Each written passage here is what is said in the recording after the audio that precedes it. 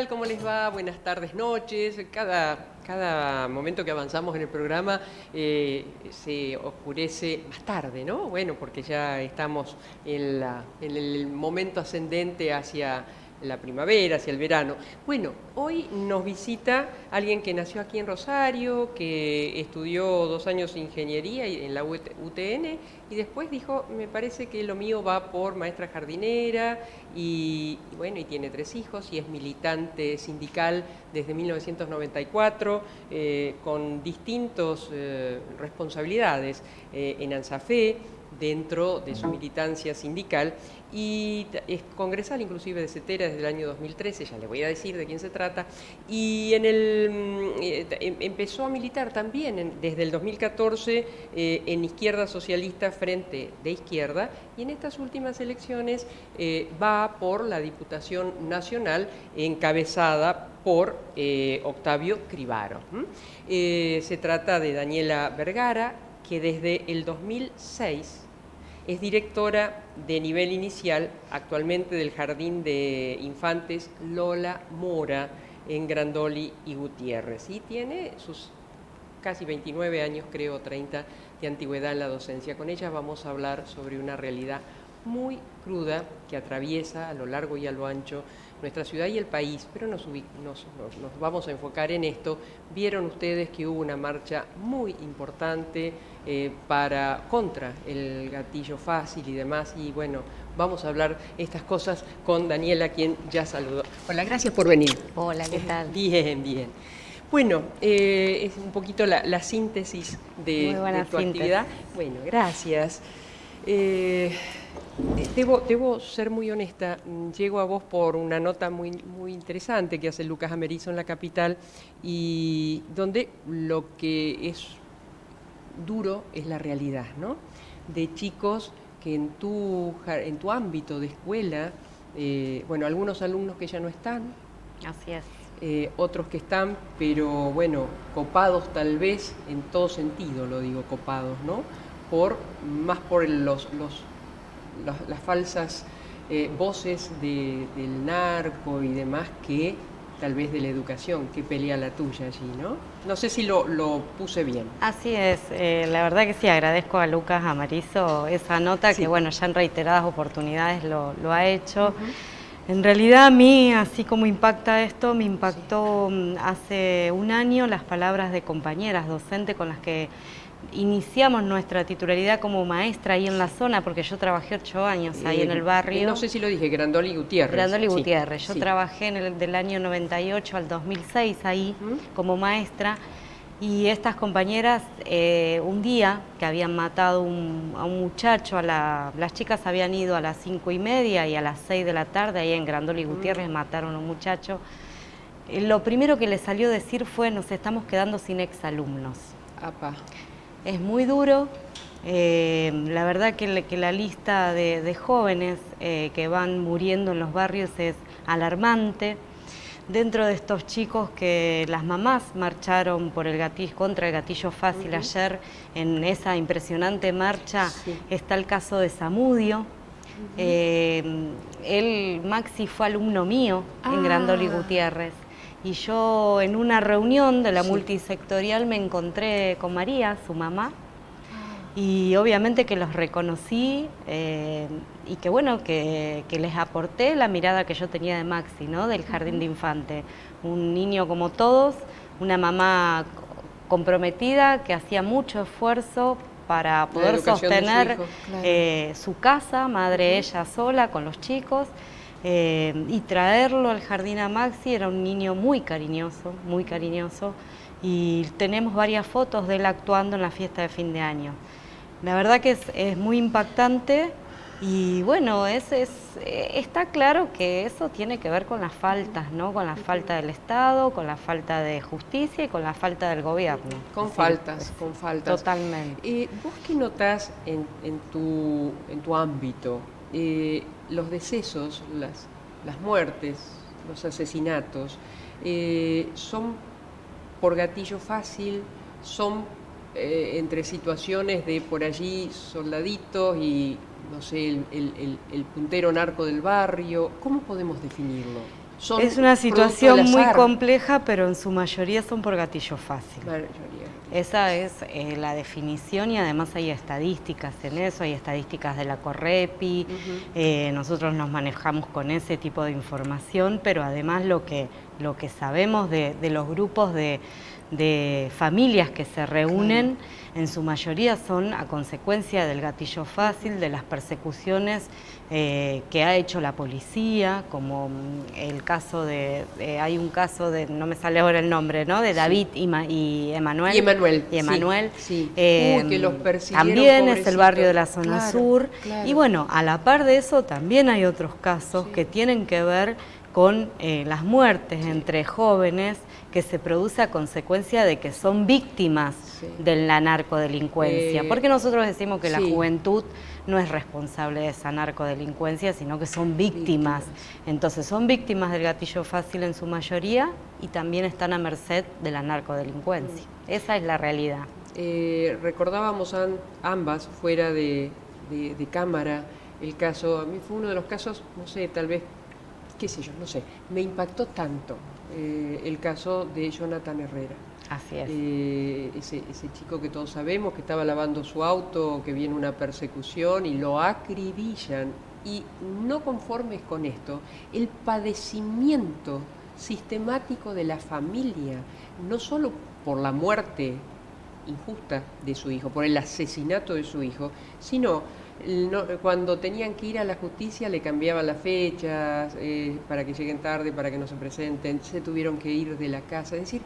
Sí, terrible, perder los trabajos, perder el barrio, perder los vecinos, perder la vida cotidiana que tenían, la escolaridad, a merced de que la Intendencia de Rosario les pague el alquiler de la casa y también tener que pelearla y tener que lucharla para lograr eso, para lograr que le den un carrito para vender hamburguesas, un padecimiento terrible, una familia organizada, una familia que tenía constituida su vida, trabajadora. Él con un bebé en ese momento, creo que era un año, si mal no recuerdo, ¿no? Sí, la lucha que esa familia está muy vinculada a nosotros en Alzafer Rosario.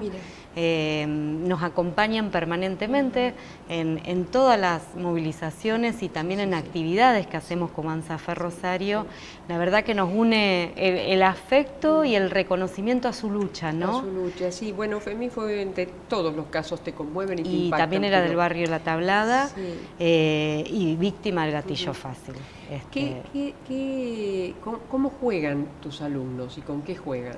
¿Y a qué juegan? Bueno, yo lo manifestaba, la verdad que primero que los niños que transitan los barrios son, las infancias padecen las desigualdades generadas por los gobiernos y generadas por el Estado. Ahora los chicos son divinos, obvio. son tan naturales como cualquier otro niño, claro. Y su juego, quizás los niños que transitan por estas situaciones de violencia también reproducen la violencia, reproducen simbólicamente en la construcción de armas o en el juego con armas. Para eso está la intervención docente, ¿no? Claro. Para poder poner otro tipo de vínculo y de construcciones que tienen más que ver con la literatura, que tengan más que ver con el juego, con creatividad, con poder circular la palabra, pero también con que manifiesten qué está pasando, claro. y cómo nosotros solidariamente podemos acompañar y transitar estas situaciones que son muy graves, que a la par se mezclan con que estamos hablando de barrios que son abandonados en cuanto a su obra pública, ¿no? Ahora, a propósito de obra pública, hubo un plan que para mí fue maravilloso, bueno, no sé si es demasiado ostentosa mi palabra, pero creo que fue muy bueno, que es el plan Abre. Mira, la verdad que sí, Nobleza obliga a decir que cuando deciden intervenir en La Tablada y todo el corredor de La Tablada y el barrio municipal, cambia la realidad. Primero intervienen con la presencia de gendarmería, eso no modifica las situaciones de violencia, y cuando aparece el gobierno invirtiendo presupuesto en calles, en la luces, luz, en plazas, en lugares donde la gente pueda salir a la calle. Donde los chicos puedan jugar a la pelota. en tener el dispensario en condiciones, en tener un centro cultural, en tener un lugar recreativo para que los jóvenes y las niñas y los niños estén, la situación cambia. Porque en realidad acá lo que hace falta es trabajo, un buen salario, más plata en las escuelas para que no tengan que vivir lo que viven en su casa, porque lo tienen que tener en las escuelas públicas. La escuela pública tiene que tener buena calefacción, buena refrigeración, aulas cómodas, todo el material didáctico y tecnológico a disposición, todos los cargos docentes, gabinetes interdisciplinarios ahí en el barrio. Entonces, cuando el gobierno viene con este plan, obviamente cambia la realidad. Bueno, se paró, digamos, o sea, no se siguió viendo esa producción. Y también, Daniela, la situación de los clubes que son tan importantes es lamentable, ¿no? Lamentable en el sentido de que tienen que ser gratuitos, los clubes tienen que ser públicos. Cómo los chicos y las chicas que pueden acceder a la lista para poder ir a natación en el Parque del Mercado o que acceden a la colonia de vacaciones les cambia la realidad. Claro. Eso se necesita, y se necesita para los jóvenes y se necesita para los niños y las niñas. Es decir, hay una infancia que atender, hay jóvenes y eso se resuelve con plata. ¿Tus alumnos son más maduros?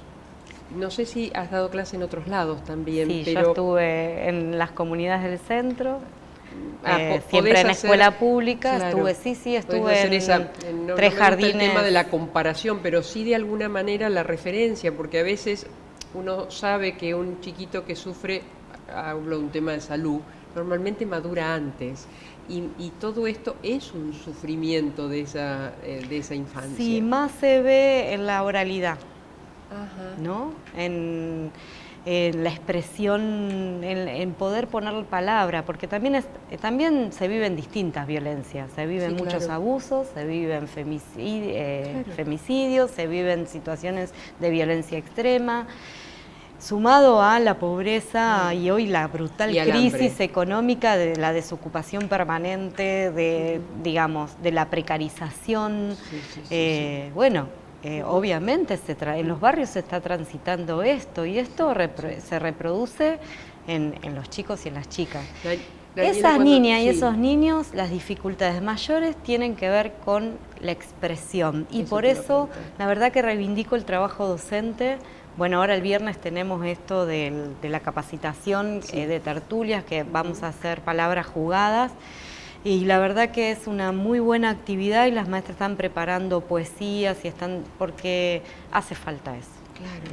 Y cuando vos hablas de esa falencia en la oralidad, eso que hay quienes le han puesto inclusive números, cómo ha bajado en los últimos años la cantidad de vocablos que tenemos, no ya tus alumnos, sino en general los sectores más vulnerables, y todos sabemos que también es un pasaporte,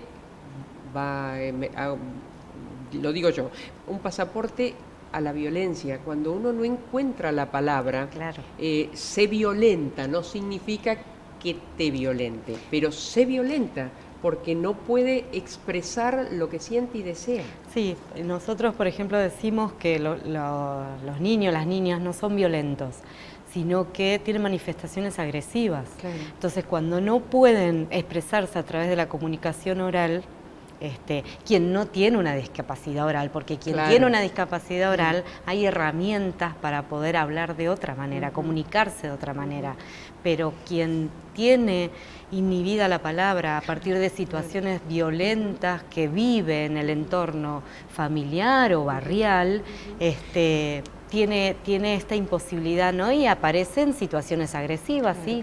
Yo no sé si... Igual hay agresión en los otros lugares, ¿eh? Yo que estuve en otros, el nivel de la agresión también en que viven muchas chicas y chicos cuyas mamás tienen que ir a trabajar todo el día porque la flexibilización laboral ha ido creciendo al correr de los años.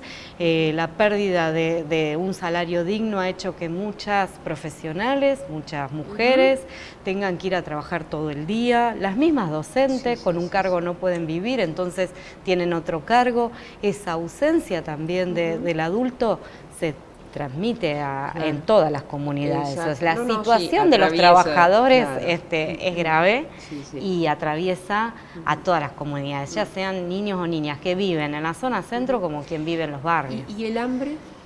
Y el hambre es todo un tema. Hay hambre, hay más hambre y es una situación que desespera. ¿En tu escuela se da una copa de leche? Se da copa de leche. Ajá. No tenemos comedor escolar. No hubo nunca el comedor escolar en el jardín de infantes. Las familias todavía tienen la asignación familiar, Claro. pero muy paupérrima y es muy de pobreza. ¿Y vos te das cuenta que tus alumnitos llegan? Están comiendo más. Están deseando más desayunos y más merienda. Claro. Eso lo fuimos notando. Lo fueron notando. Sí. Y digo, sí. porque hay que decirlo, 7 pesos es el nuevo decreto de copa de leche. El alfajor a nosotros nos cuesta 5 pesos, 6 pesos. Y con el peso restante hay que cubrir la chocolatada, la leche, el azúcar. Sí. Bueno, ni hablar de lo que son justamente lo que debiese ser la fortaleza de esas pancitas que tal vez en la casa no la están pasando bien, tanto para la copa de leche como para en los lugares donde se da el plato de comida. Los economos son maravillosos, pero el Estado no está a la altura de las circunstancias, porque no aparece lo elemental y necesario para que entonces allí al menos pueda absorber lo necesario. Así es, sabemos por algunos niños o niñas que tenemos en situación de mucha marginalidad y de desesperación, de crisis, ¿no? Que cuando uno se pone a dialogar con ellos aparece todo el tiempo la palabra de la comida. Es decir, que el papá pudo traer aceite, o que si el papá pudo traer el azúcar, y esos son sus relatos. Es una situación que nos parece muy grave. Daniela, ¿y qué es lo que charlan los chicos y que vos pescás que hablan entre ellos? ¿Qué es? ¿Naturalizan la violencia que se vive? ¿No? No, ellos cuentan.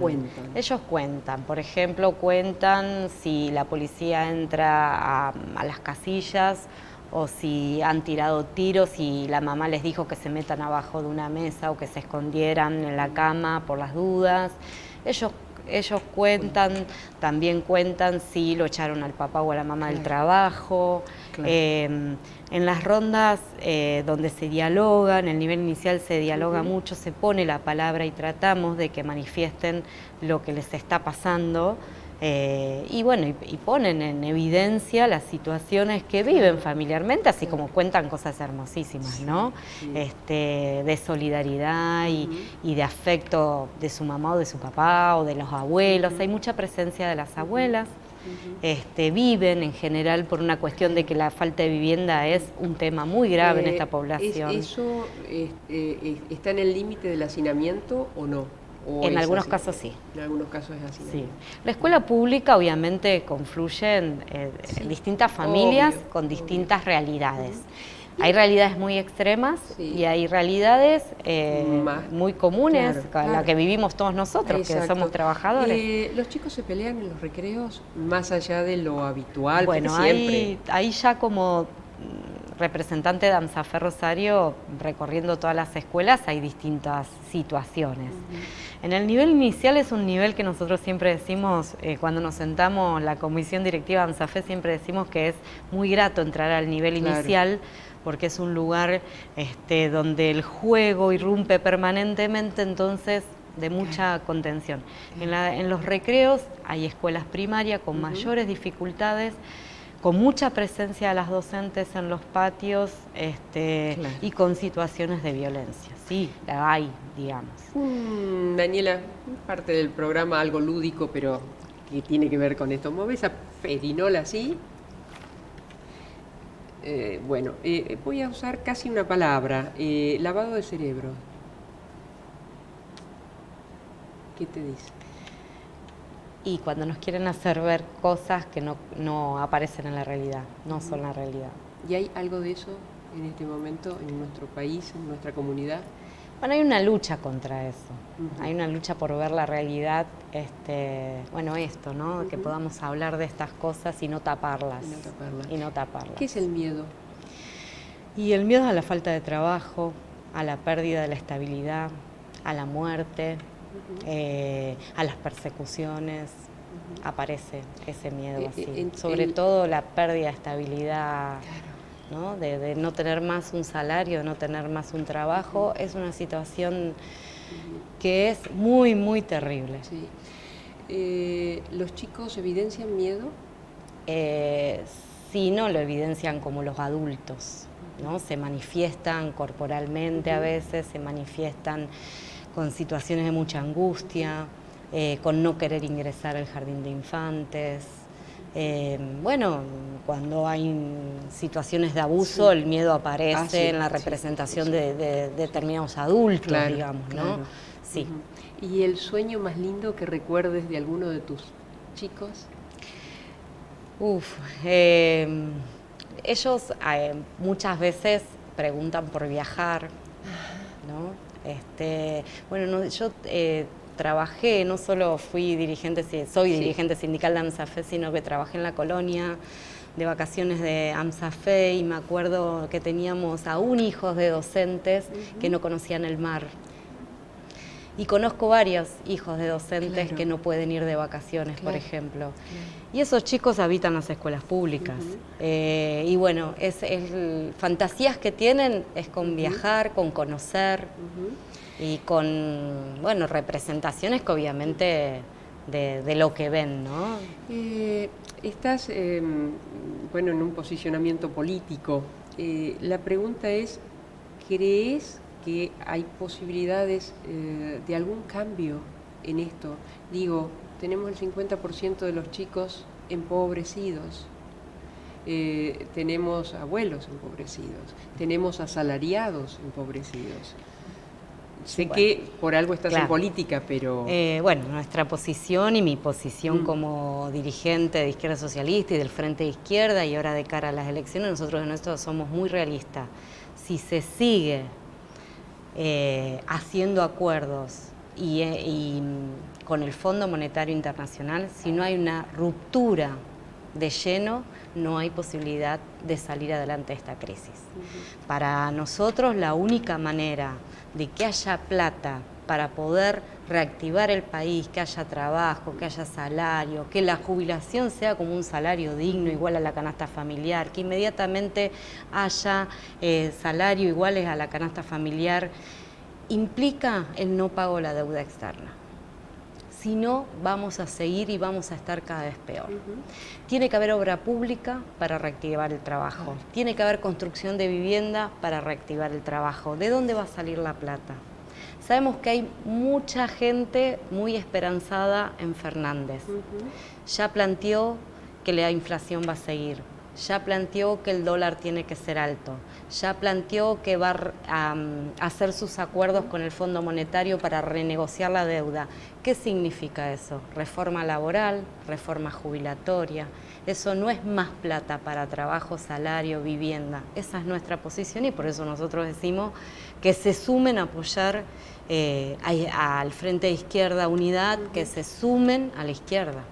¿Tus alumnos te preguntan qué es la política?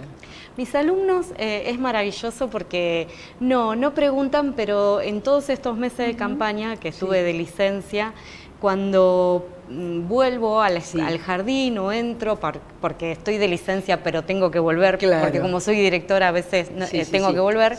Abro la puerta de la sala, me abrazan y empiezan, te viene un cartel, piden la televisión, ese es mi sueño. ¿Y qué decía? Y no lo pueden transmitir. Pero mi mamá te votó y dicen, medio en secreto. La verdad que es maravilloso, hasta me han llegado a decir que estaba con mi novio que era del Caño. ¡Ay, qué cómico! La verdad que sí, los chicos transmiten. Los chicos son muy, digamos, son muy... genuinos y también están en toda y ellos prestan mucha atención y preguntan. ¿Qué es la esperanza, Daniela? Bueno, la esperanza es un país gobernado por trabajadores para mí la esperanza es poder tener un mundo socialista, lo del Amazonas es muy grave, la crisis ambiental producida por el sistema capitalista es gravísimo, así que para mí la esperanza tiene que ver con un mundo distinto. Un segundo final, ya que tocaste el tema, ¿qué es la postura de ustedes y lo que debieran hacer los gobiernos ante el cambio climático? Bueno, en primer lugar poner los responsables del cambio climático son las grandes empresas, los monopolios, y es el sistema capitalista el que le permite a las grandes empresas, digamos, producir contaminando, producir con niveles altísimos de contaminación. A la par de eso, digamos, todo lo que tiene que ver con los agrotóxicos. Claro. Bueno, nosotros ya dijimos, no se puede seguir con el fracking digamos, porque, digamos, con las herramientas que tenemos se sigue contaminando. Bueno, poner inmediatamente, los gobiernos tienen que activar un plan global para frenar toda esta contaminación que nos está matando. Celebro tu presencia, brindo con la esperanza de que ningún chico más de los tuyos sea quienes integra algún nicho de cementerio, y lo mejor en tu actividad política. Ojalá, y para eso está la lucha. Daniela Vergara nos ha visitado hoy y nosotros nos reencontramos el próximo miércoles aquí por el Regional. Gracias.